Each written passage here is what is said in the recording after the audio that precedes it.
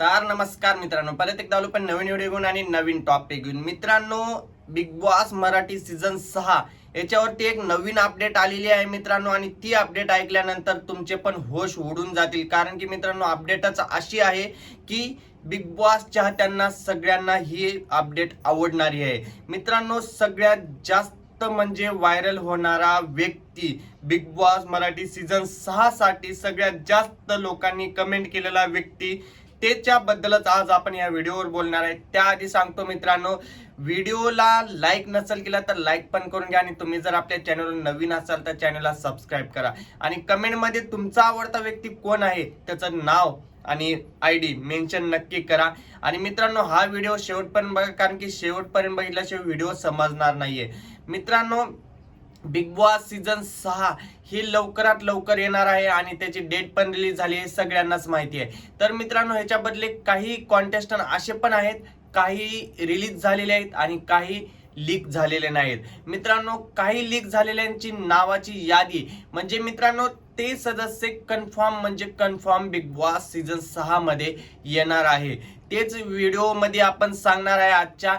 मित्रांनो, आजच्या व्हिडिओमध्ये त्यांची नावं घेतली जातील, आणि त्यांची नावं घेतल्यानंतर ते सदस्य कन्फर्म म्हणजे कन्फर्म बिग बॉस मध्ये येणारे आहेत. मित्रांनो, सगळ्यात जास्त कमेंट होणारा व्यक्ती पवन भैया जाधव हा मित्रांनो बिग बॉस मध्ये पवन भैया जाधव सीझन 6 मध्ये दिसणार आहेत. कारण की मित्रांनो, त्यांची जी मेहनत आहे ती लोकांना खूप म्हणजे खूप आवडते, आणि त्यांनी जेवढी जशी मेहनत केली आहे तशी मेहनत आजपर्यंत कुठल्याही क्रिएटरने केलेली नाहीये. तसंच मित्रांनो, बिग बॉस सीझन 5 मध्ये जे सूरज चव्हाण विनर होता, त्याला सगळ्यात जास्त सपोर्ट करणारा व्यक्ती हा पवन भैया जाधवच होता. त्याच्यामुळे मित्रांनो, पवनलाही बिग बॉस सीझन 6 मध्ये घेण्याची संधी आहे, आणि बिग बॉस सीझन 6 मध्ये पवनचं नाव जास्त म्हणजे जास्त चर्चेत चालू आहे.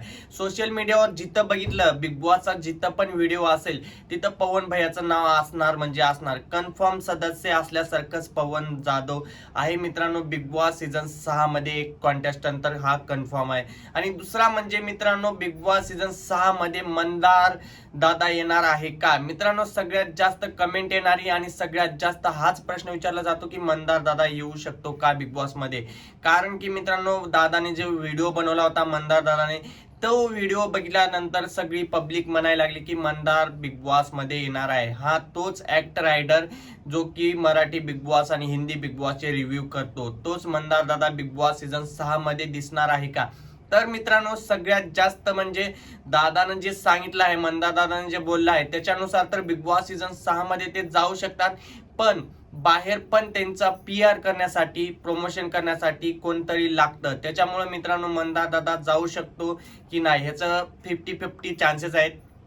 कारण की मित्रांनो, ते लोक बाहेरचा पण PR बघतात आणि जे शो चालतो त्याच्यावर पण लक्ष देतात मित्रांनो. त्याच्यामुळे मंदार दादा जाऊ शकतो का नाही, आणखी पण काही कन्फर्म माझ्याकडे तर न्यूज आलेली नाहीये. कारण की आपल्या सूत्रांनी फक्त 50% चान्सेस दिलेले आहेत, आणि पवन भैया जाधव याचे 90% चान्सेस आहेत की बिग बॉस मराठी सीझन 6 मध्ये जाण्याचे मित्रांनो. तसंच मित्रांनो, आता आणखी एक नाव चालू आहे, म्हणजे खूप व्हायरल होत आहे, की सगळेजण बोलतायत की विनायक माळीला बिग बॉस सीझन 6 मध्ये घ्या. तर मित्रांनो, विनायक माळी बिग बॉस सीझन 6 मध्ये जाऊ शकतो का, हा माझ्या पण डोक्यात प्रश्न होता. म्हणून मी माझ्या काही सूत्रांना विचारला, तर त्या सूत्रांनी मला रिप्लाय केला की विनायक माळी जो आहे तो बिग बॉस सीझन 6 मध्ये त्याला पण अप्रोच केलेला आहे, पण तो आणखी हा बोललेला नाहीये असं बोलले आहेत मला सूत्रांनी. तर बघूया आपण विनायक माळी पण बिग बॉस सीझन 6 मध्ये दिसू शकतो का नाही ते. तुमचा आवडता व्यक्ती कोण आहे, तुमचा आवडता स्टार कोण आहे, तुमचा आवडता ऍक्टर कोण आहे ते कमेंट मध्ये नक्की सांगा मित्रांनो. सगळ्यात महत्वाची गोष्ट ही म्हणजे की भाऊ कदम हे पण बिग बॉस सीझन 6 मध्ये दिसू शकतात, कारण की सिनियर पण बिग बॉस सीझन मध्ये घेतात, आणि भाऊ कदम हे ऍक्टर आहेत आणि त्यांना डेब्यू करण्यासाठी बिग बॉस सीझन 6 मध्ये घेतलं जाणार आहे असं सूत्रांची माहिती आहे. तर बघूया आपण व्हिडिओ मध्ये काय होते आणि काय नाही ते. मित्रांनो, जर तुम्हाला व्हिडिओ आवडला असेल तर नक्की लाईक करा. तर चला मग, बाय बाय. बघूया आपण 11 तारखेला कोण कोण आलेले आहेत आणि कोण कोण नाही ते.